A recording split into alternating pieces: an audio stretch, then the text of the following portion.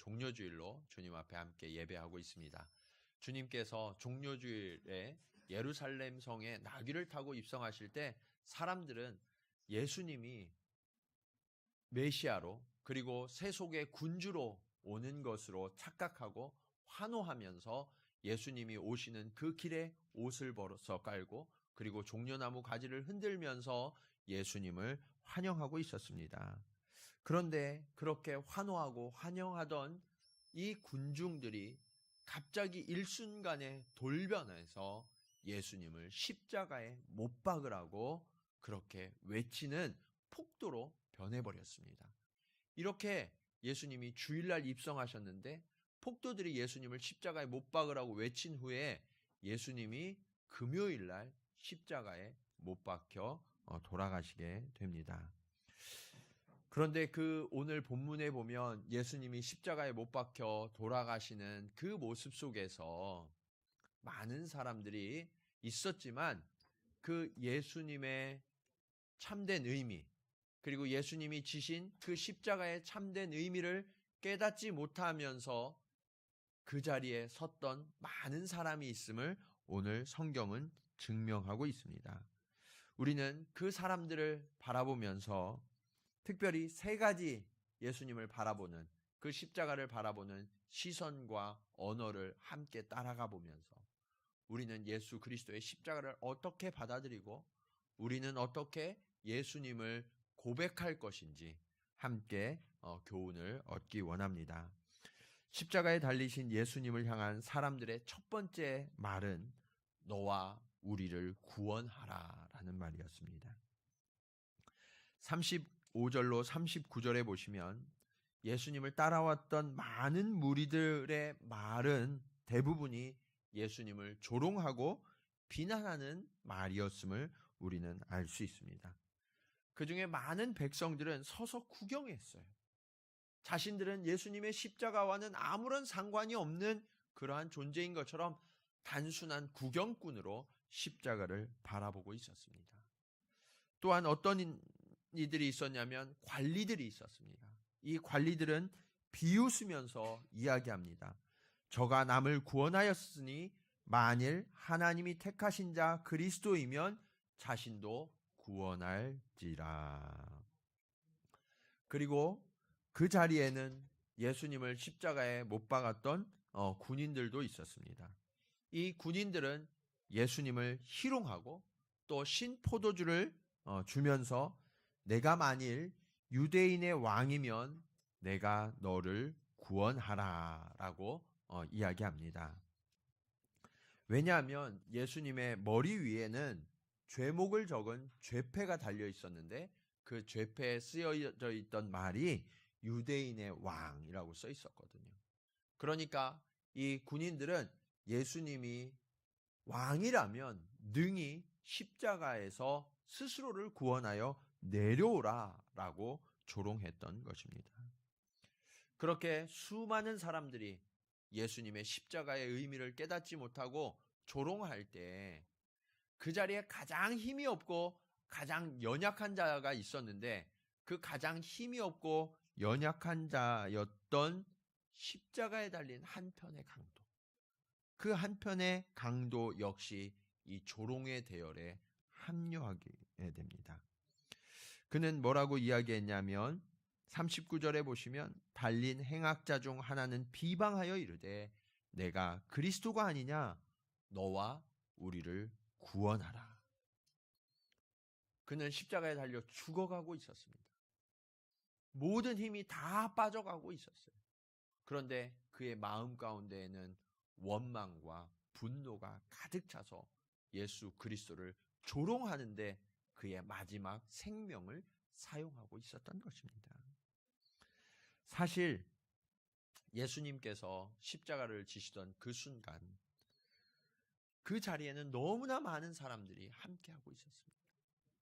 그런데 정작 그 예수님이 지신 십자가의 참된 의미를 제대로 깨닫고 고백하는 사람들이 많지 않았음을 오늘 성경은 증언하고 있습니다. 사람들은 어떠한 태도를 취했습니까? 예수 그리스도의 십자가가 나와는 아무런 상관이 없다고 거절합니다. 그냥 예수님이 구경거리였어요. 한때 예수님은 총망받는 지도자였습니다. 그래서 예수님을 따라다니던 무리들도 많았고 그 중에는 오병이어의 기적을 통해서 예수님이 베푸신 그 식사를 맛보았던 사람도 있었을 것입니다. 또한 어떤 이들은 예수님이 병자를 고치고 안진뱅이를 일으키며 죽은 나사로를 살리시는 그 장면이 십자가 위에서 혹시 재현될지도 모른다라는 막연한 그런 호기심을 가지고 지금 이 십자가를 쳐다보고 있었는지도 모릅니다. 그 자리에 있던 관리들은 예수님을 경쟁자로 생각한 것 같아요. 그동안 로마 정권과 결탁하여서 많은 이득을 얻었는데 이제 예수님이 입성하셔서 저 로마 군대를 물리치고 또 수많은 백성들을 선동해서 왕의 자리에 앉으면 본인들은 쫓겨날 것이 뻔하기 때문에 예수님이 지금 십자가에 못 박혀서 돌아가시는 그 순간을 가장 기뻐했던 사람들이 이 관리였던 것입니다. 그래서 그들은 예수님을 조롱한 거예요. 그 자리에는 종교 지도자들도 있었습니다. 종교 지도자들은 메시아를 기다리고 말씀을 통하여서 백성들에게 메시아를 가르치던 사람들이었습니다. 그런데 정작 그리스도께서 이 땅 가운데 오시니까 그 예수 그리스도를 알아보지 못했어요. 자기들만 알아보지 못한 것이 아니라 다른 사람들에게도 예수님을 깨닫지 못하도록 오히려 호도하면서 예수님을 오히려 십자가에 못 박게 하는 그러한 엄청난 죄를 저지르고 말았던 것입니다. 군인들도 있었죠. 군인들은 이 예수 그리스도가 자신들이 십자가에 못 박는 그 그리스도가 누구이신지를 알지 못했습니다. 그냥 자신들이 평소에 늘 십자가에 못 박던 그러한 간악한 사람 중에 하나였을 뿐이라고 생각했을지도 몰라요. 그래서 예수 그리스도를 조롱하면서 자신들이 진짜 숭배하고 지켜드려야 할 왕이라는 사실을 깨닫지 못한 채 십자가에 못 박고 있었던 것입니다. 이 사람들은 어떤 사람들입니까? 가장 가까이에서 예수 그리스도를 목격하고 만났던 사람들입니다. 어떤 사람들은 손으로 터치한 사람들이 있었을지도 몰라요. 그러나 그들은 육체의 시선으로 바라보고 육체의 손으로 예수 그리스도를 만졌을지언정 영혼으로 예수 그리스도를 깨닫지 못하는 가장 불쌍한 사람들이 되었던 것입니다. 예수님은 이러한 자들을 용서하기로 하셨어요. 그래서 예수님은 십자가 위에서 기도하십니다. 34절에 보시면 이렇게 기록되어 있습니다.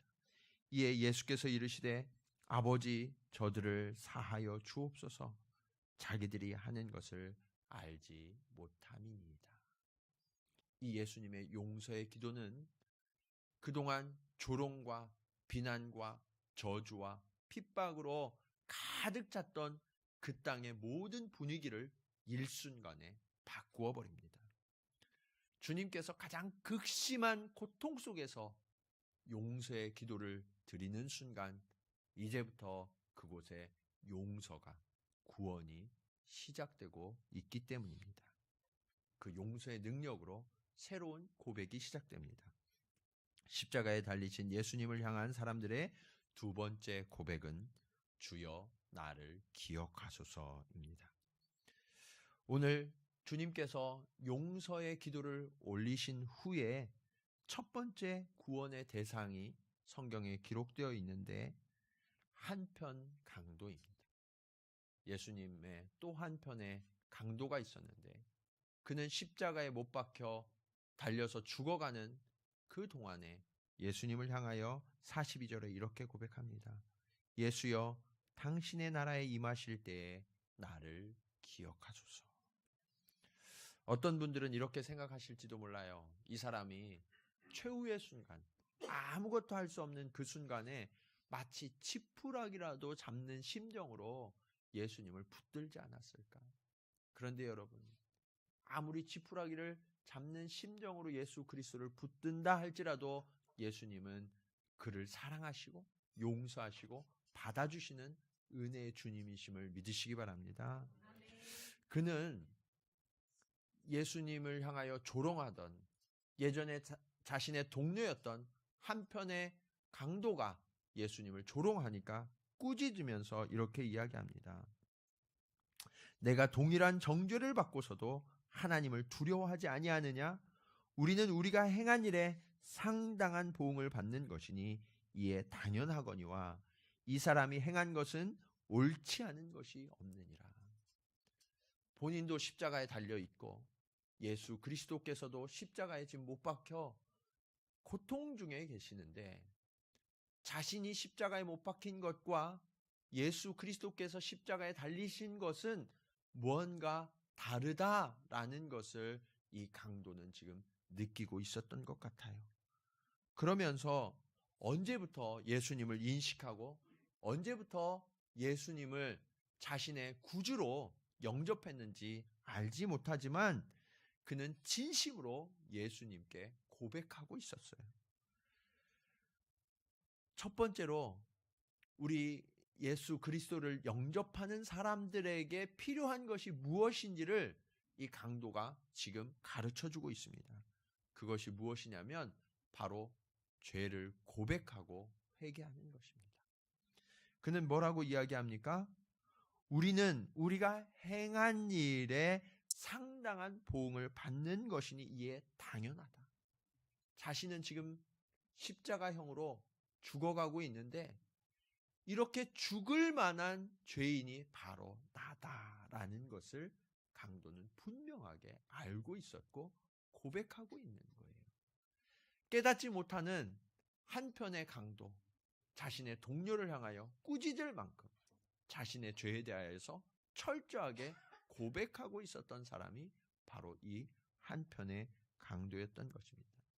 사실 이 강도는 예수님께서 왜 이 땅에 내려오셨는지, 그리고 예수님이 이 땅에서 사역하신 그 일들이 어떠한 목적과 의미가 있는지 그것을 다 분별하지 못했던 것 같습니다.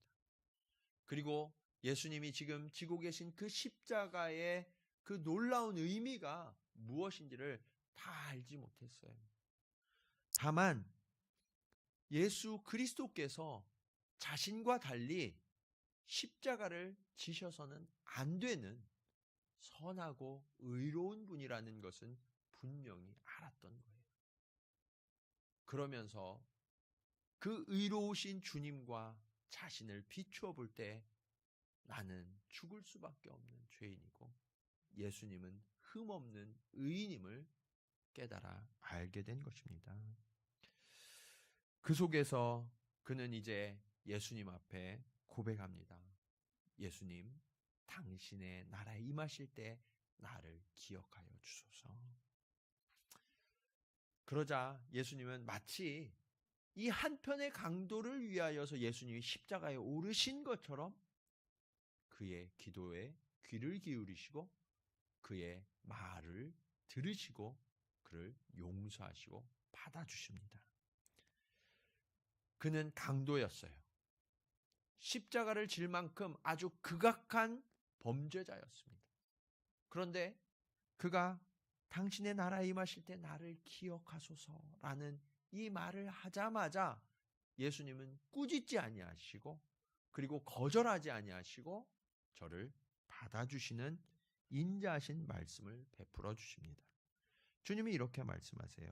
내가 진실로 내게 이르노니 오늘 내가 나와 함께 낙원에 있으리라. 이 강도가 평생 동안 맛보지 못한 최고의 위로, 최고의 선물을 드디어 받게 된 거예요. 저는 만약 이 강도가 좀 더 일찍 예수님을 만났더라면 그러한 삶을 살지 않았을 거라고 생각해요. 그러나 이 마지막 순간에라도 예수 그리스도를 만나서 고백할 수 있는 것이 축복이었습니다. 여러분, 예수님은요, 우리를 구원하실 때 그 자리, 그리고 그 사람이 살아온 인생을 책망하지 않으시고 우리를 구원하십니다. 가끔 많은 성도분들이 예수님을 만나는 현장이 생의 마지막 순간에 예수님을 만나는 분들이 계세요. 병원에서 이제 임종하시기 직전에 예수님을 고백하시고 숨을 거두시는 분들을 저는 얼마나 많이 만났는지 몰라요. 그분들은 확신 가운데에서 예수님을 고백하고 천국으로 입성하셨습니다. 그런데 문제는 뭐냐면 그 자녀들이 과연 우리 아버지가, 우리 어머니가 마지막 순간에 그렇게 예수님을 고백하고 떠난 것이 넉넉한 구원인가 하는 그런 불신앙에 휩싸일 때가 있어요. 왜냐하면 그 어머니, 그 아버지가 평소에 살아오신 삶이 선하고 아름다운 삶만은 아니었다는 것을 알기 때문에 그렇습니다. 그런데 여러분, 오늘 이 한편의 강도를 기억하셔야 돼요. 저는 십자가형을 받을 만큼 가장 극악한 죄인이었습니다. 그리고 평생 동안 선을 행한 것보다 악을 행한 것이 더 많았을지도 모르는 그러한 죄인이었습니다. 그러나 그 마지막 순간에 자신의 죄를 깨닫고 회개하고 주님을 고백하면 주님은 저를 구원하여 주신 것처럼 우리의 삶도 그렇게 구원하여 주신다고 약속하십니다.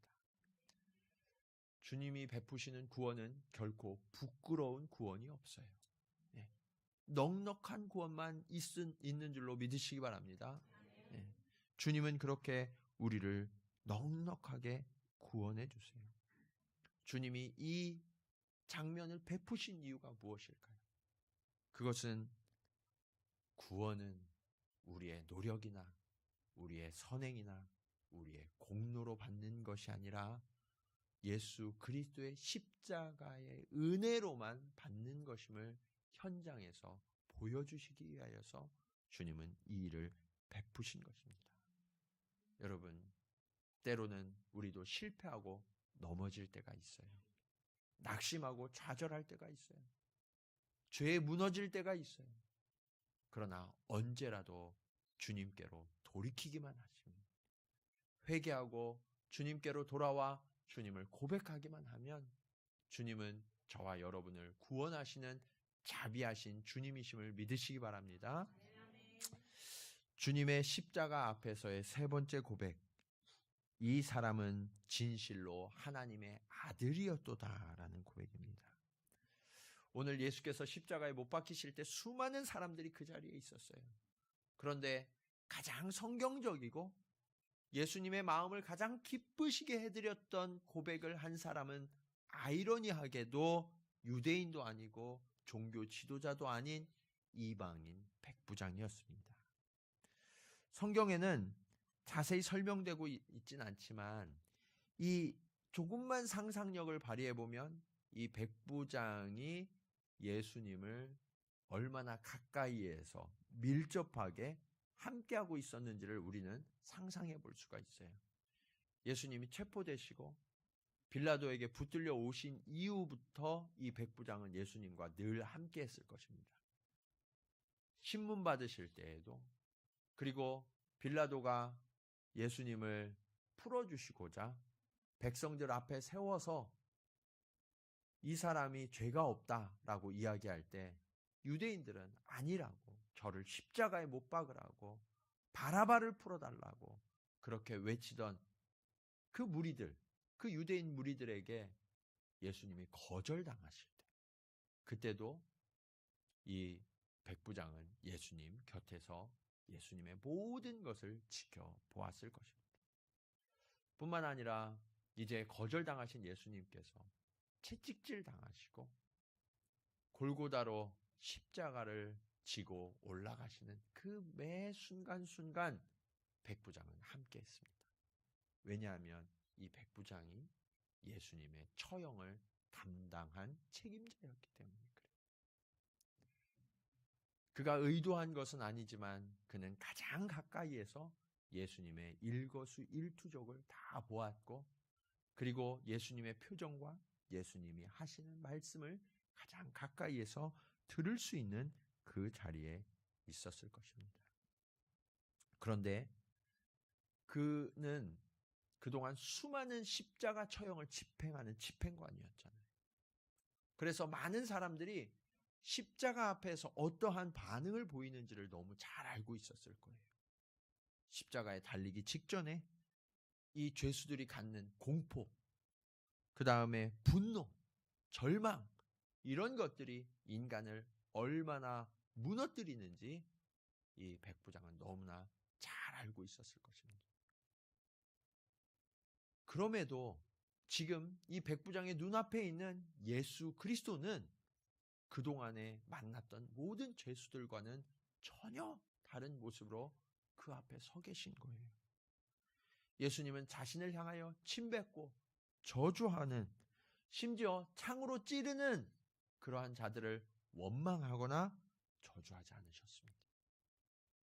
뿐만 아니라 십자가에서 그들을 위하여 용서의 기도를 하나님 앞에 드리시는 그 모습, 그 소리를 들었다면 이 백부장은 얼마나 큰 충격에 휩싸였을까요?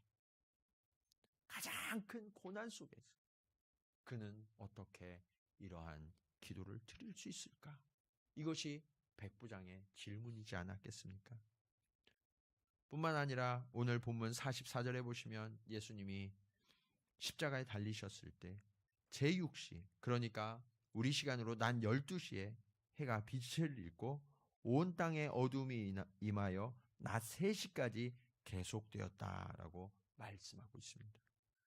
그리고 마태복음 27장 51절 말씀은 땅이 진동하며 바위가 터졌다라고 말씀하고 있어요.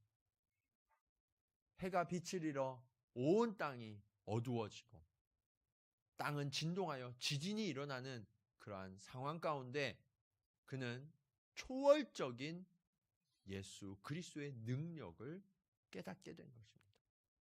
그러면서 자연스럽게 하나님 앞에 영광을 돌리며 그는 예수님을 고백하게 돼요. 이 사람은 정녕 의인이었도다. 하나님은 아이러니하게도 당시 판결의 권한을 가졌던 본디오 빌라도라든지 아니면 유대 종교 지도자들에게서가 아니라 이 이방 백부장으로부터 예수님의 무죄 판결을 듣게 하십니다. 의인이었다는 거예요. 예수님은 죄가 없었다는 거예요. 그리고 마가복음 15장 39절은 오늘 본문의 이 백부장의 고백을 좀 더 극적으로 기록하고 있습니다. 이 사람은 진실로 하나님의 아들이었도다.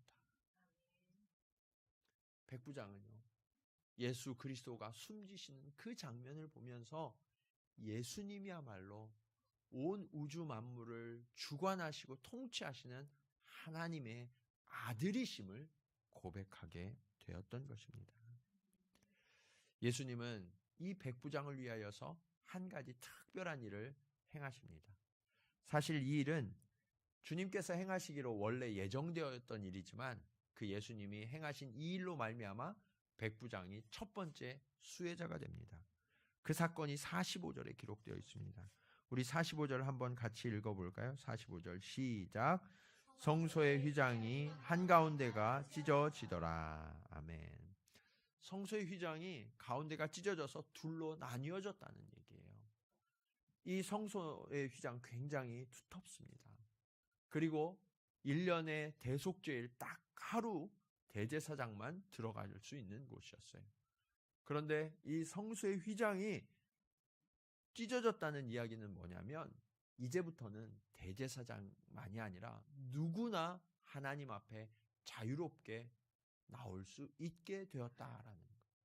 예수님이 자신의 몸을 찢으셔서 그 대제사장의 역할을 친히 담당해 주셨기 때문에 그 이후로는 누구든지 하나님 앞에 자유롭게 나아갈 수 있는 존재로 만들어 주신 것입니다.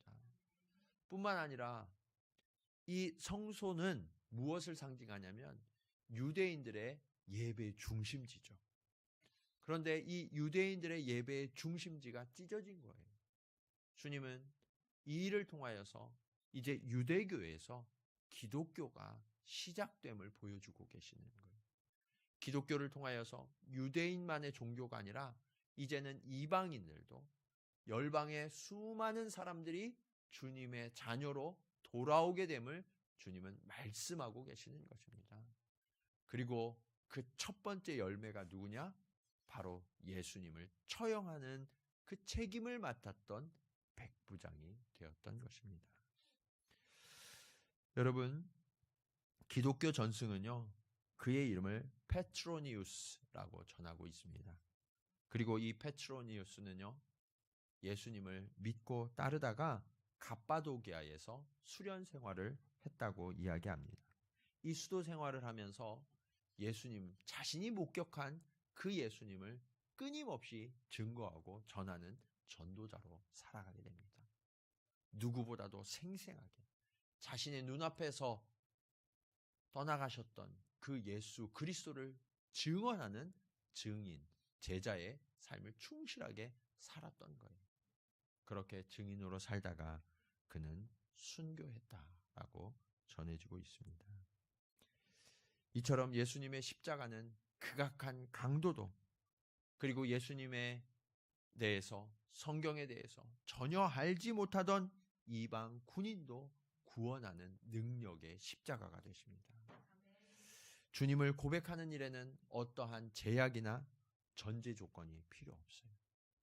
예수님의 십자가가 나를 위하여서 지신 십자가이고, 예수님의 흘리신 피가 바로 나를 위하여 흘리신 피임을 고백하기만 하면 주님은 이 순간 저와 여러분을, 강도를 영접하시고, 그리고 이 로마 백부장을 영접하신 것처럼 영접하시고 구원해 주신다라고 약속하고 계십니다. 우리 이 시간 잠시 눈을 감겠습니다. 모두 잠시 눈을 감으시고, 이제 이 백부장의 고백, 강도의 고백이 아니라 우리 자신의 고백을 주님 앞에 드리기 원합니다. 예수 그리스도께서 십자가에서 피 흘리신 그 피 흘리심은 2000년 전에 멈추어진 사건이 아닙니다. 지금도 여전히 저와 여러분을 위하여서 흘리신 그 피가 유효하다고 말씀하십니다. 그리고 그 십자가의 피가 나를 위하여 흘린 피라는 것을 받아들이고 고백하는 순간, 그 고백의 대상자들은 구원을 얻게 되고 하나님 나라의 백성이 된다고 주님은 약속하십니다. 이제 십자가에 달리신 주님께서 여러분을 초대하십니다. 내가 지금까지 교회에 나왔고 신앙생활을 했지만 아직까지 예수 그리스도를 나의 개인의 구주와 주님으로 고백한 적이 없으신 분이 혹시 이 자리에 계시다면 이 주님의 십자가의 초대를 받으시기 원합니다.